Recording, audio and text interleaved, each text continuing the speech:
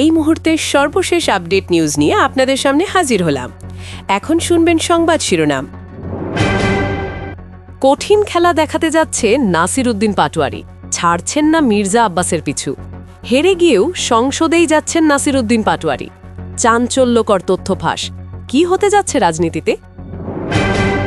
নির্বাচনে মেঘনা আলম ৬০৮, আম জনতার তারিখ ১০৪৪ ভোট পেয়ে জামানত হারালেন। আরও জানাবো, ঢাকা ১৬ আসনে বিএনপির আমিনুল ইসলামকে হারিয়ে দাঁড়িপাল্লার ভূমিধস বিজয়। আপনারা দেখছেন লাইভ নিউজ বাংলা। এতক্ষণ দেখছিলেন সংবাদ শিরোনাম, এখন দেখুন বিস্তারিত। মাত্র ৩-৪ হাজার ভোটের ব্যবধানে হেরে গেছেন নাসির উদ্দিন পাটোয়ারি। জুলাই বিপ্লবের সেই আগুন ঝরা কণ্ঠ। বাইরে থেকে দেখলে মনে হবে ব্যাস এখানেই শেষ। ঘটনা আসলে উল্টো। সংসদে ঠিকই যাচ্ছেন তিনি। হ্যাঁ, ঠিকই শুনলেন, মির্জা আব্বাস মাঠে হারলেও সংসদের দরজা নাসিরের জন্য খোলা রয়ে গেছে। কারণ গতকালের নির্বাচনে শুধু এমপি বাছাই হয়নি, সেই ঐতিহাসিক গণভোটও হয়েছে। আর এই গণভোটে দেশের মানুষ হ্যাঁ বলেছে। জুলাই সনদের জয় মানে বাংলাদেশের সংবিধানে যোগ হল উচ্চকক্ষ, মানে আপার হাউস। এবার নতুন পদ্ধতিতে প্রপোর্শনাল রিপ্রেজেন্টেশন বা পিআর সিস্টেমে এনসিপি থেকেও এমপি হচ্ছেন নাসির। একটু পেছনে তাকাই। ঢাকা ৮ আসনের লড়াই। মির্জা আব্বাস এলাকার রাজনীতি তার হাতের মুঠোয়। টাকা, ক্ষমতা সবই জমা করেছেন বছর বছর ধরে।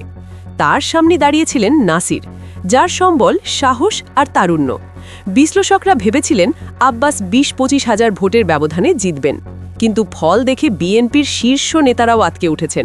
মাত্র ৩-৪ হাজারের ব্যবধান, এটা তো স্রেফ হার না, নাসিরের জন্য বিশাল মডেল ভিক্টরি। মতিঝিল, শাহজাহানপুর, পল্টনের মতো জায়গায় যেখানে বিএনপি ছাড়া কিছু ভাবাই যায় না, সেখানে নাসিরের লড়াইটা অন্যরকম। স্পষ্ট, তরুণ সাধারণ মানুষ নতুন কিছু চেয়েছে। শেষ পর্যন্ত আব্বাস জিতলেন ঠিকই, কিন্তু নাসিরের জন্য দরজা খুলে দিল গণভোট। জুলাই সনদে স্পষ্ট লেখা, সংসদ হবে দ্বিকক্ষ। ৩০০ আসনের নিচের কক্ষ, ১০০ আসনের উপরের কক্ষ। নিচের কক্ষে সরাসরি ভোট লাগে, পয়সা, প্রভাব সবকিছু। কিন্তু উপরের কক্ষে দলগুলোর মোট ভোটের অনুপাতে এমপি যায়। ধরুন এনসিপি ৫% ভোট পেলে ওদের ৫ জন যাবে উচ্চকক্ষে। এবার এনসিপি এই পদ্ধতিতে কিছু আসন জিতছে। নাসির উদ্দিন পাটোয়ারি, জুলাই বিপ্লবের পোস্টার বয়, সেই তালিকায় ১ নম্বর। নিচে থাকবেন মির্জা আব্বাস, উপরে উঠছেন নাসির। বাংলাদেশ আবারও শুনবে নাসিরের বজ্রকণ্ঠ। উচ্চকক্ষ মানেই বড় বড় আইনের খসড়া, নীতি নির্ধারণ। নিচের এমপিরা এলাকায় ব্যস্ত, উপরেরা দেশের বড় সিদ্ধান্তে। এখানেই নাসিরের আসল খেলা। তিনি যাচ্ছেন এমপি হয়ে, সাথে আবার জুলাই বিপ্লবের মাথা হিসেবেও। এনসিপি থেকে পিআর সিস্টেমে নির্বাচিত হয়ে উপরে বসে পুলিশ সংস্কার, সংবিধানে গণতন্ত্র, প্রশাসনিক স্বচ্ছতা এসব বিষয়ে কাজ করবেন। এসব বিষয়ে তার পড়াশোনা, ভিশন সবই আছে। সংসদে শুধু কথার ফুলঝড়ি নয়, তথ্য ডাটা টেনে এনে কথা বলবেন। তার এই ইন্টেলেকচুয়াল পলিটিক্স সংসদের মান বাড়িয়ে দেবেন নিশ্চিত। এদিকে মির্জা আব্বাস ঢাকা ৮-এ জিতেছেন, অভিজ্ঞ পার্লামেন্টেরিয়ান। ঢাকার রাজনীতি তার আঙুলের ডগায়। নাসির ঠিক তার উল্টো, নতুন প্রজন্ম, রক্তে পরিবর্তনের স্পৃহা। একই এলাকা থেকে একজন নিচে একজন উপরে দারুণ একটা মিশেল তৈরি হচ্ছে সংসদে। আব্বাস অভিজ্ঞতা দিয়ে এলাকায় কাজ করবেন, নাসির জাতীয় প্রশ্নে গর্জে উঠবেন। গণতন্ত্রে এটাই তো মজা। নাসিরের সংসদে যাওয়া দেখিয়ে দিল বাংলাদেশের রাজনীতিতে মেধার জায়গা তৈরি হচ্ছে। ৩-৪ হাজারের ব্যবধান তাকে আটকাতে পারেনি, বরং জুলাই সনদই তাকে সংসদে নিয়ে যাচ্ছে। তরুণদের জন্য বিশাল অনুপ্রেরণা। যোগ্যতা আর সততা থাকলে পথ খোলা থাকে। সামনের ৫ বছর সংসদের নাসিরের বজ্রকণ্ঠে ঝড় উঠবে, গঠনমূলক ঝড়। ভুল ধরিয়ে দেবেন, ভালো কাজের প্রশংসাও করবেন। আপনি কি ভাবছেন, এবার নাসির উদ্দিন পাটোয়ারি সত্যিই পারবেন তো উচ্চকক্ষে? মানকে জিতাতে ভোট ইঞ্জিনিয়ারিং হয়েছে এমন অভিযোগ রাজনৈতিক অঙ্গনে শোনা যাচ্ছে। তবে কোনো নির্বাচনে কারচুপি বা অনিয়মের অভিযোগের সত্যতা নির্ভর করে সুনির্দিষ্ট প্রমাণ, বাংলাদেশ নির্বাচন কমিশনের তদন্ত, আদালতের রায় এবং বিশ্বাসযোগ্য পর্যবেক্ষকদের প্রতিবেদনের ওপর। ঢাকা ১৭ আসনে প্রতিদ্বন্দ্বিতা করছেন বিএনপির চেয়ারপারসন ও দেশের অন্যতম আলোচিত রাজনৈতিক নেতা তারেক রহমান। কিন্তু এই ভিআইপি আসনে প্রত্যাশিত বিজয় উৎসবের আবহের বদলে শোনা যাচ্ছে অঘটনের গুঞ্জন। নির্বাচন কমিশনের তথ্য অনুযায়ী এই আসনে মোট ভোটার সংখ্যা 3,03,337 জন। সকাল থেকেই বিভিন্ন কেন্দ্রে দীর্ঘ লাইনের দৃশ্য দেখা যাচ্ছে, যা ফলাফল নিয়ে নতুন করে হিসাব নিকাশের জন্ম দিয়েছে। গুলশান মডেল হাইস্কুল কেন্দ্রের সামনে যুক্তরাষ্ট্র, যুক্তরাজ্য, অস্ট্রেলিয়া, ভারত ও পাকিস্তান সহ বিভিন্ন দেশের বিপুল সংখ্যক বিদেশি সাংবাদিক অবস্থান নিয়েছেন। আন্তর্জাতিক গণমাধ্যমের উপস্থিতি ভোট গ্রহণ প্রক্রিয়ায় বাড়তি স্বচ্ছতার ইঙ্গিত দিচ্ছে।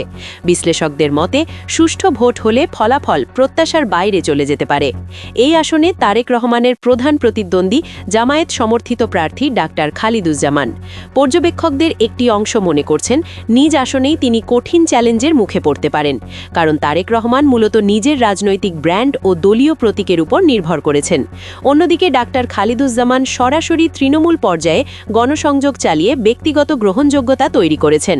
শুরুর দিকে তারেক রহমানকে সমর্থন জানিয়ে 8 জন প্রার্থী সরে দাঁড়ান।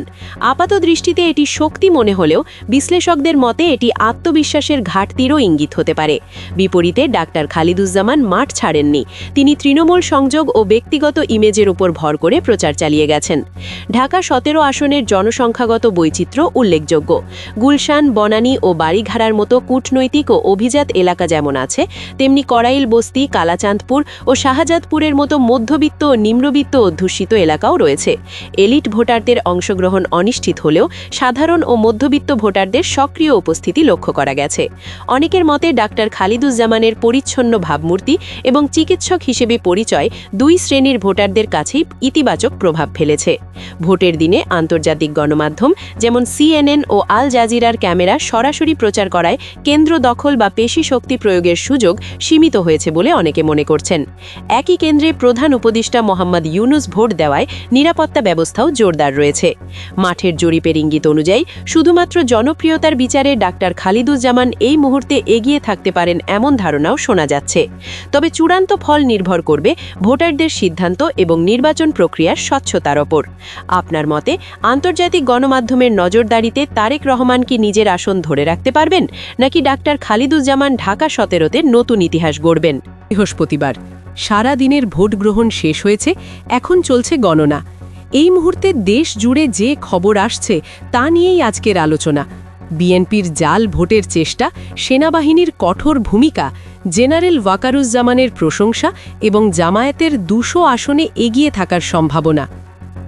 দিনভর ভোটের লড়াই শেষে এখন সবার নজর গণনার দিকে। সারা দেশ থেকে প্রাপ্ত প্রাথমিক ট্রেন্ডে এক বিশাল পরিবর্তনের ইঙ্গিত মিলছে। খবর বলছে প্রায় 200টি। সবার আগে সর্বশেষ আপডেট নিউজ দেখতে সাবস্ক্রাইব করে আমাদের চ্যানেলের সাথেই থাকুন। আমাদের নিউজ ভালো লাগলে লাইক, কমেন্টস ও শেয়ার করুন। ধন্যবাদ সকলকে।